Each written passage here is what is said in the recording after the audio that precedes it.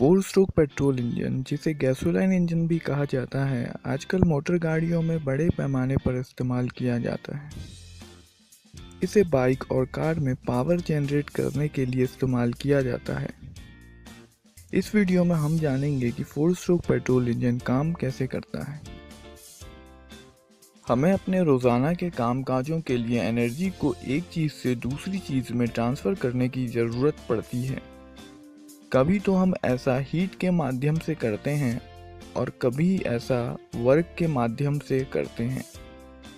Heat के ज़रिए energy transfer काफ़ी आसान होती है। उदाहरण के लिए फ्यूल को जला देने से हम उसकी केमिकल एनर्जी को सीधे सीधे सराउंडिंग में डिस्चार्ज कर सकते हैं, पर फ्यूल की केमिकल एनर्जी को वर्क के माध्यम से सराउंडिंग में डिस्चार्ज करना इतना आसान नहीं होता। इसके लिए हमें ज़रूरत होती है एक हीट इंजन की।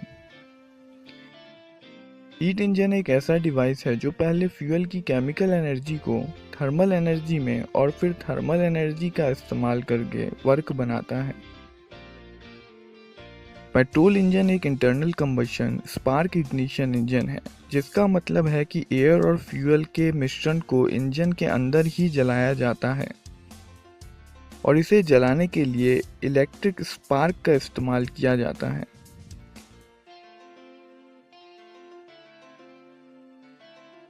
यह इलेक्ट्रिक स्पार्क प्लग के द्वारा पैदा किया जाता है। अब हम फोर स्ट्रोक इंजन के पार्ट्स के बारे में जानेंगे। सिलेंडर, यह एक सिलेंड्रिकल वेसल है जिसमें पिस्टन आगे पीछे मूव करता है। पिस्टन, कनेक्टिंग रॉड पिस्टन और क्रैंकशाफ्ट को जोड़ता है और फोर्स को पिस्टन से क्रैंकशाफ्ट तक पहुंचाता है। क्रैंकशाफ्ट पिस्टन के रेसिप्रोकेटिंग मोशन को क्रैंकशाफ्ट के रोटरी मोशन में बदल देता है। कनेक्टिंग रॉड का बड़ा वाला सिरा क्रैंकशाफ्ट से कनेक्ट होता है और क्रैंक पर फ्रीली रोटेट हो सकता है। कनेक्टिंग रॉड का छोटा वाला सिरा गड्जियन पिन की मदद से पिस्टन से जुड़ता है और कनेक्टिंग रॉड गड्जियन पिन पर घूम सकती है। पिस्टन को सिलेंडर के अंदर रखा जाता है ताकि पिस्टन केवल एक डायरेक्शन में मूव कर सके। इस प्रकार जो मैकेनिज्म बनता है उसे स्लाइडर क्रैंक मैकेनिज्म कहा जाता है। यह स्लाइडर के लीनियर मोशन को क्रैंक के रोटरी मोशन में बदल देता है। वाल्व सिलेंडर में एयर फ्यूल के मिक्सचर के अंदर आने वाले रास्ते को खोलने का और जलने के बाद जली हुई गैसेस को बाहर भेजने वाले रास्ते को कंट्रोल करता है। ये या तो सिलेंडर हेड या सिलेंडर के साइड में लगे होते हैं। टॉप डेड सेंटर या टीडीसी पिस्टन की वह पोजीशन है जिसमें पिस्टन क्रैंकशाफ्ट से सबसे ज़्यादा दूरी पर होता है। बॉटम डेड सेंटर या बीडीसी पिस्टन की वह पोजीशन है जिसमें पिस्टन क्रैंकशाफ्ट से सबसे ज़्यादा नज़दीक होता है। किसी भी एक दिशा में जब पिस्टन पूरी यात्रा करता है तो उसे एक स्ट्रोक कहा जाता है। फोर स्ट्रोक इंजन में पिस्टन 4 बार पूरी यात्रा करता है। टॉप डेड सेंटर की तरफ कुछ जगह छोड़ी जाती है जिसे क्लियरेंस वॉल्यूम कहते हैं। एक स्ट्रोक में पिस्टन द्वारा जो वॉल्यूम स्वेप्ट किया जाता है उसे स्वेप्ट वॉल्यूम कहते हैं। स्पार्क इग्निशन इंजन में सिलेंडर के अंदर जाने से पहले लिक्विड फ्यूल को छोटी छोटी बूंदों में तोड़ा जाता है, वेपोराइज किया जाता है और हवा के साथ सही अनुपात में मिलाया जाता है। इस मिक्सचर को चार्ज भी कहा जाता है। जब इंजन स्टार्ट होता है, पिस्टन टॉप डेड सेंटर से बॉटम डेड सेंटर की ओर जाता है, जिसके कारण सिलेंडर के अंदर एक वैक्यूम सा बनता है। इसी दौरान इनलेट वाल्व खुलती है और चार्ज सिलेंडर के अंदर चला जाता है।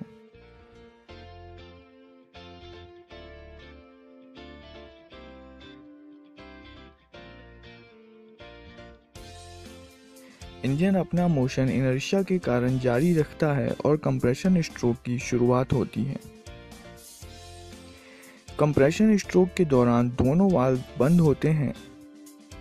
इस स्ट्रोक में पिस्टन बॉटम डेड सेंटर से टॉप डेड सेंटर की ओर जाता है जिसकी वजह से चार्ज कंप्रेस होता है।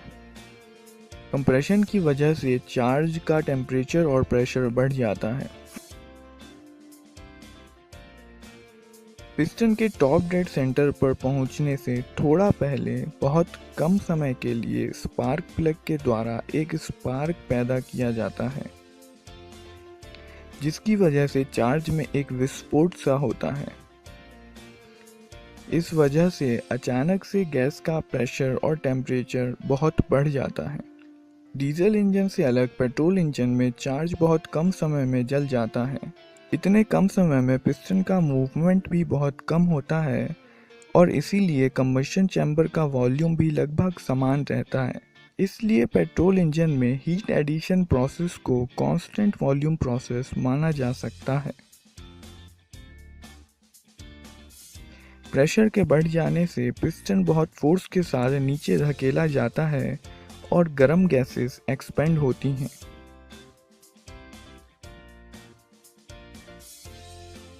इसके बाद पिस्टन बॉटम डेड सेंटर से टॉप डेड सेंटर की ओर जाता है। एग्जॉस्ट वाल्व खुलती हैं और जल चुकी गैसेस को पिस्टन बाहर धकेल देता है।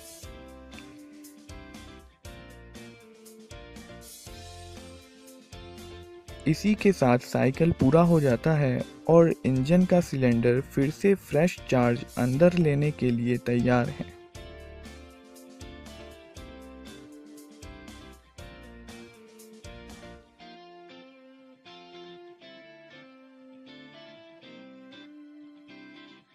ध्यान देने की बात यह है कि इंजन वर्क केवल पावर स्ट्रोक के दौरान बनाता है।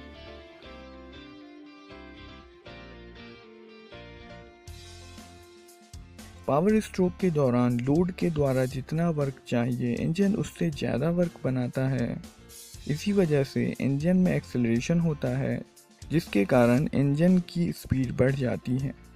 जबकि सक्शन, कंप्रेशन और एग्जॉस्ट स्ट्रोक के दौरान इंजन को एनर्जी की ज़रूरत होती है। खासकर कंप्रेशन स्ट्रोक के दौरान चार्ज को हाई प्रेशर और टेम्परेचर पर कंप्रेस करने के लिए काफ़ी एनर्जी की ज़रूरत होती है। यह एनर्जी इंजन के साथ जुड़े हुए घूमने वाले हिस्सों में जमा काइनेटिक एनर्जी से आती है।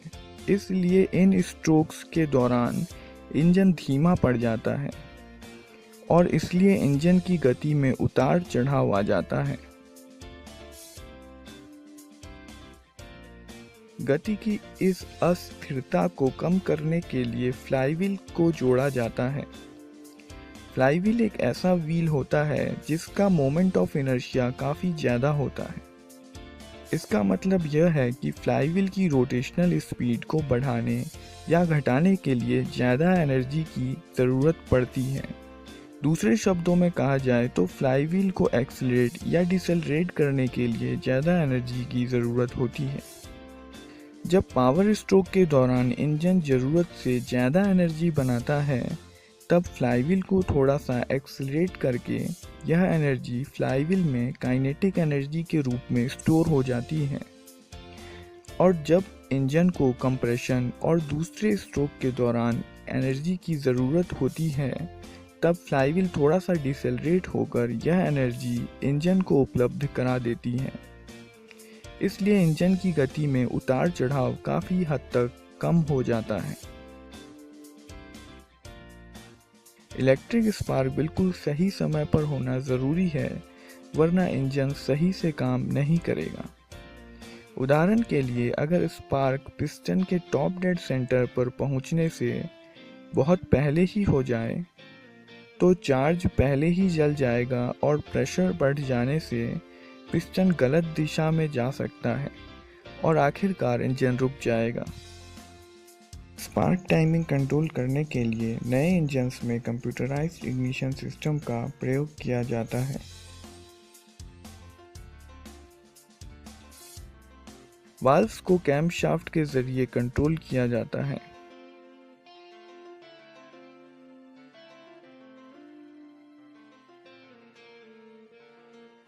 कैमशाफ्ट सही स्पीड रिडक्शन मैकेनिज्म के द्वारा क्रैंकशाफ्ट से जुड़ी होती हैं।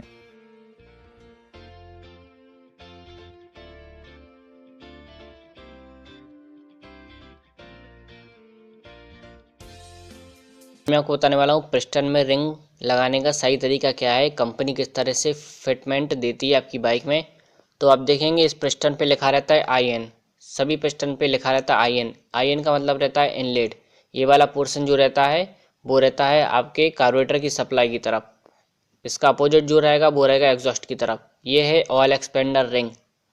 तो इसमें आप देखेंगे ये जब आपस में ज्वाइन होता है, इसकी जो कट लगा रहता है वो आपस में जब ज्वाइन होता है तो उसका M बनना चाहिए। M W बनेगा तो वो उसका उल्टा हो जाएगा, M बनना चाहिए। तो इसको क्या करेंगे, इसको रखेंगे एग्जॉस्ट की तरफ, M बनाएंगे। ये देखिए इस तरह M बनाएंगे इसका, और इसको रखेंगे एग्जॉस्ट की तरफ इस तरह।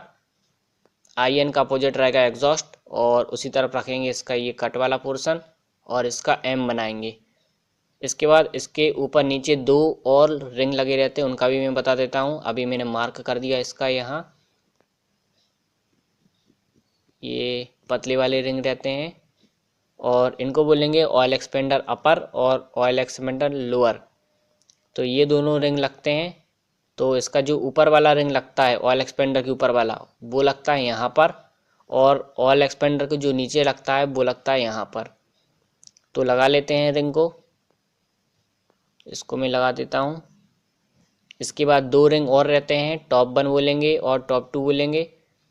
ऊपर से पहला टॉप 1, ऊपर से दूसरा टॉप 2, इस तरह इसकी पोजीशन रहती है। तो ये मैंने नीचे वाला लगा लिया। अब यहाँ पर मैं लगाऊंगा ऑयल एक्सपेंडर की ऊपर वाला। तो दोस्तों इसी तरह की वीडियो के लिए चैनल को सब्सक्राइब करना ना भूलें। साथ ही में अगर आपको कोई प्रॉब्लम हो तो आप कमेंट कर सकते हैं। अब मैं लगाने वाला हूँ ऊपर वाला, तो ऊपर वाले को लगाएंगे इस तरह। ये इसका रहेगा ऑयल एक्सपेंडर का अपर। ये देखिए ऑयल एक्सपेंडर लोअर, अपर और ऑयल एक्सपेंडर रिंग लगा दिया है। ये आप देख सकते हैं इसकी मार्किंग कहाँ कहाँ है ये। इसके बाद लगाएंगे टॉप 2 रिंग। ये ब्लैक कलर की रिंग रहती है, इस पे लिखा रहता है टॉप 2। आप देख लें ये टॉप 2 लिखा हुआ है। तो इसको लगाएंगे ऊपर से दूसरी नंबर पर, और इसका ये जो कट वाला पोर्शन है इसको रखेंगे एग्जॉस्ट की तरफ। ये IN लिखा है, इसका अपोजिट जो रहेगा वो रहेगा एग्जॉस्ट। तो एग्जॉस्ट की तरफ रखेंगे इसका कट। तो इस तरह इसको लगाएंगे, ये लगा दिया है। इसके बाद जो सबसे ऊपर वाली रिंग रहेगी जिसको बोलेंगे टॉप 1, तो ये रहेगा इसका इनलेट। इनलेट की तरफ लगाएंगे इसको, जहाँ से कार्बोरेटर की सप्लाई आती है। तो ये रिंग आप देख लें, इस पर लिखा हुआ है टॉप 1। इसको रखेंगे इनलेट की तरफ। तो ये वाला कट वाला पोर्शन रहेगा इनलेट की तरफ, जहाँ से कार्बोरेटर सप्लाई आती है। तो इसको लगा देंगे। साथ ही में पिस्टन को कैसे लगाना है अपने ब्लॉक में वो भी मैं आपको बताने वाला हूँ। ये मैंने लगा दिया। तो अब ये है आपका ब्लॉक, ये रहता है इसका हेड। हेड में आप देखेंगे कार्बोरेटर और एग्जॉस्ट की सप्लाई के लिए दो होल रहते हैं। तो इसको पहले इस तरह लगाएंगे ब्लॉक के ऊपर हेड को, और ये देखेंगे ये है कार्बोरेटर की सप्लाई का। इस पे लिखा रहता है IN। IN मतलब इनलेट। तो इसको रखेंगे कार्बोरेटर की तरफ। तो आप देख लें किस तरह से मैं इसको लगा रहा हूँ। ये देखिए इनलेट वाला पोर्शन रखेंगे कार्बोरेटर की तरफ, IN लिखा है, और ये कार्बोरेटर का होल है। तो इसको इस तरह इसमें लगाएंगे। इसका एक बार आप देख लें कि किस तरफ कार्बोरेटर है, उसके बाद आपको इसमें फिट करना है। तो ऑयल यूज़ करेंगे, ऑयल लगा देंगे सबसे पहले आप सिलेंडर में, ब्लॉक बोल सकते हैं, ब्लॉक में ऑयल लगा देंगे। और फिर इस तरह से सारे रिंग को अच्छी तरह से उसके अंदर कर देंगे और पिस्टन को प्रेस करेंगे तो वो आसानी से ब्लॉक के अंदर चला जाएगा। और इसी तरीके की फिटमेंट देती है कंपनी। तो यही सही तरीका रहता है, इससे आपके रिंग जो हैं वो जल्दी घिसते नहीं हैं, लंबे समय तक चलते हैं।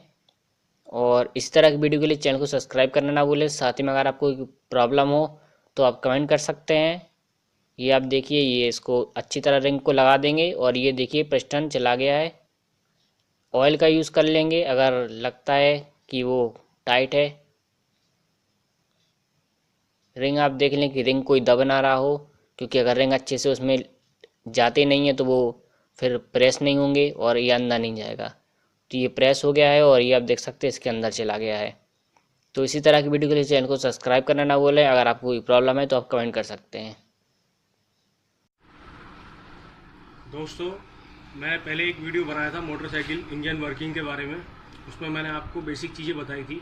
अब मैं आपको थोड़ा अंदर की चीज़ें बताता हूँ इसकी, कि अंदर के जो पार्ट्स होते हैं, क्लच वगैरह, ये कैसे काम करते हैं।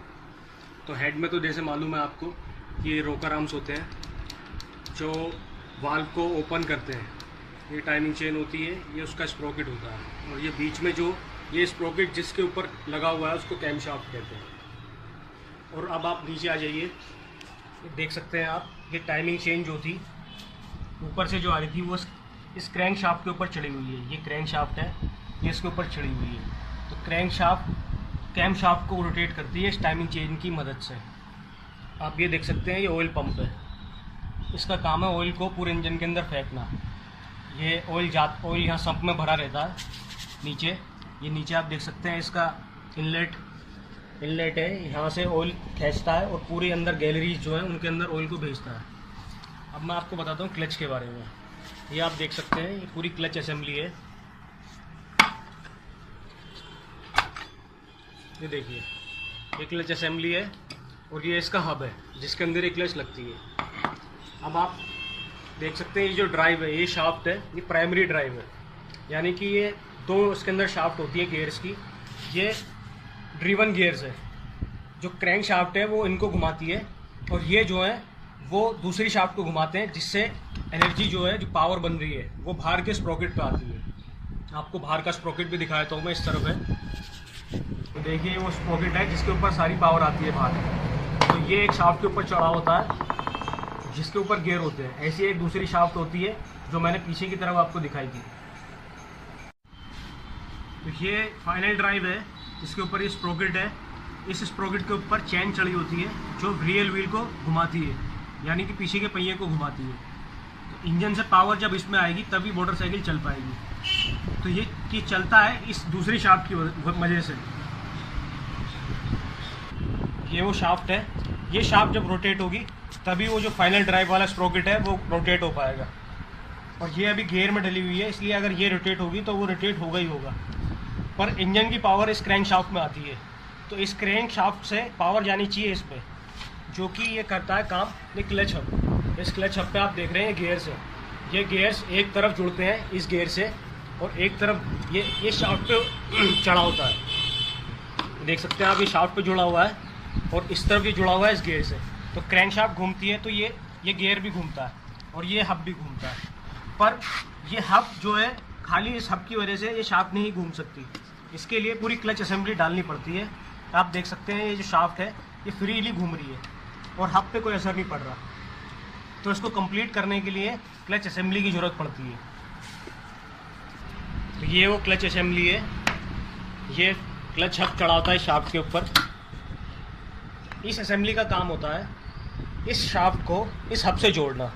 पावर आ रही है क्रैंक शाफ्ट के ऊपर, क्रैंक शाफ्ट से जा रही है इस हब के ऊपर, पर ये हब जो है इस शाफ्ट को रोटेट नहीं कर पा रहा। इसके लिए ये क्लच असेंबली इस्तेमाल होती है। ये इस हब को इस शाफ्ट से जोड़ती है। वो किस तरीके से जोड़ती है आपको बताता हूँ मैं। ये आप लाइनिंग देख रहे हैं, ये क्लच प्लेट्स की है। ये क्लच प्लेट्स की लाइनिंग जो है वो इन ग्रूव्स के अंदर, ये ग्रूव्स आप देख सकते हैं, ये जो ग्रूव बने हुए हैं, इन ग्रूव के अंदर ये लाइनिंग जो है क्लच की, ये फंस जाती है इस तरीके से। और जब ये हब घूमेगा, क्लच हब जब ये घूमेगा तो ये इसको भी रोटेट करेगा अपने साथ में, क्योंकि ये लाइनिंग इसके अंदर फंस चुकी है। और अब ये जो असेंबली है ये शाफ्ट को कैसे रोटेट करेगी वो मैं आपको बताता हूँ। आप देख सकते हैं क्लच असेंबली की दूसरी तरफ ये ग्रूव्स बने हुए हैं इसके अंदर। ये ग्रूव जो है वो इस शाफ्ट के जो ऊपर ग्रूव्स बने हुए हैं वो इसके ऊपर चढ़ जाता है और इसको अपने साथ रोटेट करता है। तो मैं आपको दोबारा बताता हूँ। पावर जाती है क्रैंक शाफ्ट पे, क्रैंक शाफ्ट से इस गियर की मदद से क्लच हब तक जाती है, और क्लच हब और इस शाफ्ट को जोड़ने के लिए ये क्लच असेंबली इस्तेमाल होती है। तो देखिए, ये ग्रूव्स इस शाफ्ट के ऊपर चढ़ जाएगा, ठीक। और अब ये कंप्लीट हो चुका है। अब अगर पावर अगर जनरेट होगी क्रैंक शाफ्ट पे, तो जो ये शाफ्ट है वो रोटेट होगी क्योंकि ये जुड़ चुकी है, इसने कंप्लीट कर दिया इस असेंबली को। अब अगर इसे हम घुमाएंगे तो अब इसकी मदद से ये पावर जो है वो इस हब में जा रही है और हब से जा रही है क्लच असेंबली में, वो क्लच असेंबली से जा रही है शाफ्ट में। अब ये कंप्लीट हो चुका है और इसकी मदद से फाइनल ड्राइव तक, यानी कि जो स्प्रोकेट है ये, इस स्प्रोकेट तक पावर जाएगी और ये बाइक चल सकेगी। तो अभी ये कंडीशन है कि आपकी बाइक जो है चल रही है, पावर जनरेट हो रही है और आपकी बाइक चली जा रही है। पर तब क्या होगा जब आप क्लच दबाएंगे। क्लच दबाने के बाद क्या होता है, इस असेंबली में ऐसा क्या होता है कि जो इंजन की पावर है वो पहिए तक जाने से रुक जाती है। तो वो मैं आपको समझाता हूँ वो कैसे होता है। ये देखिए, ये असेंबली जो है ये बहुत सारी फ्रिक्शन प्लेट है, यानी क्लच प्लेटों से मिलके बनी है। ये आप देख सकते हैं, इसके ऊपर ये स्प्रिंग लगी हुई है 6। ये 6 स्प्रिंग है, इन सारी असेंबली को, इन सारी प्लेटों को एक दूसरे से चिपका के रखती है। बहुत ज़्यादा फ्रिक्शन इनके बीच में होता है जिससे बिल्कुल भी नहीं हिल सकती है। तो जब ये यूनिट इसके अंदर डल जाएगी तो ये साथ में शाफ्ट को भी रोटेट करेगी। पर जब इसके बीच में जो ये प्रेशर चढ़ा हुआ है इन स्प्रिंग की वजह से, जब ये प्रेशर कम हो जाएगा तो ये फ्री हो जाती है और पावर जो है इस शाफ्ट तक नहीं जा पाती। वो मैं आपको दिखाता हूँ कैसे। मैं स्प्रिंग को ढीला कर देता हूँ, उसके बाद आपको पता चलेगा कि ऐसा होता कैसे। तो अब आप देख सकते हैं, ये मैंने स्प्रिंग लूज़ कर दी है सारी। अब वो सिचुएशन है जब आपने क्लच दबाया है। जैसे ही क्लच आप दबाएंगे तो ये जो फोर्स, जो प्रेशर इन प्लेट्स के ऊपर था वो ख़त्म हो जाएगा और ये जो प्लेटें हैं ये ऐसे रोटेट होने लगेंगी फ्रीली। पावर जो है वो ट्रांसमिट नहीं होगी। तो इसे कहते हैं क्लच जो है अभी इंगेज हुई है। ये क्लच इंगेज हुई है। क्लच का काम यही है कि जो पावर है इंजन से वो पहिए तक ना जा पाए, और अगर उसको क्लच को छोड़ देते हैं आप तो पावर दोबारा से, ये जो स्प्रिंग है दोबारा से प्रेस्ड हो जाती है और पावर दोबारा से जाने लगती है। अब ये स्प्रिंग प्रेस कैसे हो रही है वो मैं आपको बताता हूँ।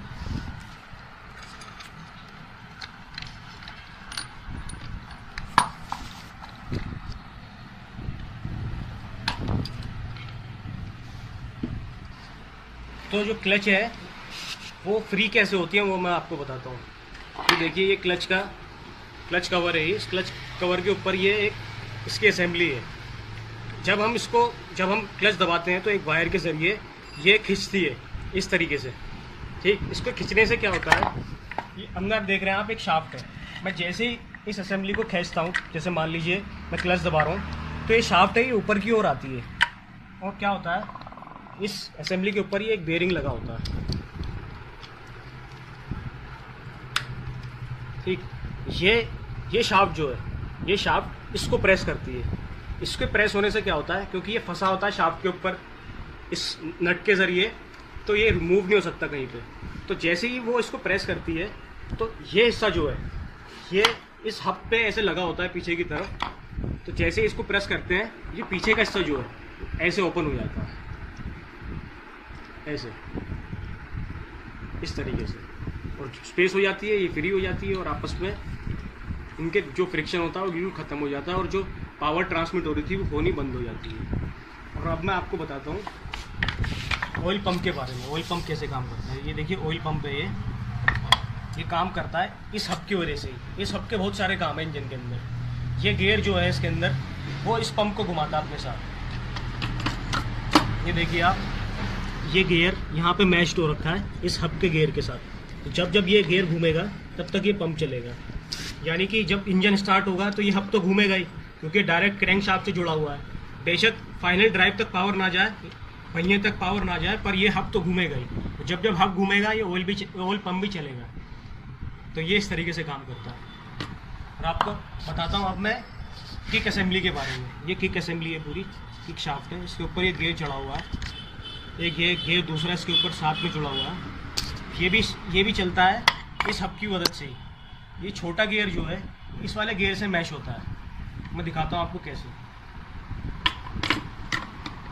ये पीछे वो मैश हो चुका है, तो जैसे ही हम किक मारते हैं वो गियर घूमता है, वो दूसरे गियर को घुमाता है और वो गियर इस हब को घुमाता है। ये हब घूमेगा तो ये शाफ्ट भी रोटेट होगी, पिस्टन ऊपर नीचे होगा।